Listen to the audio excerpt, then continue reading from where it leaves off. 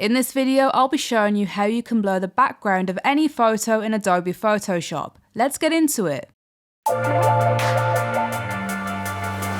So let's jump straight into Photoshop. Here I have my demo image already laid out, ready to roll, and what we want to do to start off with is duplicate this image of our subject. We can do this by going into the Layers panel, clicking on our layer and dragging it down to the plus icon. This will just create an exact copy of our initial layer.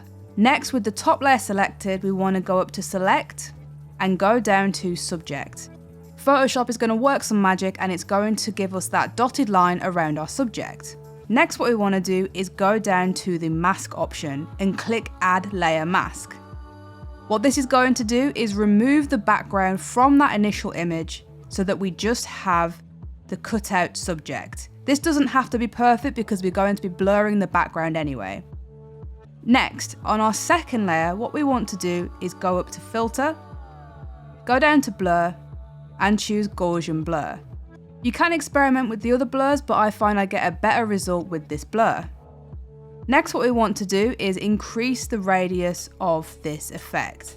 And as you can see, the higher you get, the more blurred out that background gets. You can pick and choose how blurred out you want this to be. I'm just going to go for a soft blur in this case because we do have some of the foreground selected here. I don't want it to be too intense. And then I'm going to choose OK. You can then go ahead and save your image in the file format that you need, and that's all there is to it. If you found this video useful, give it a thumbs up and comment your thoughts below.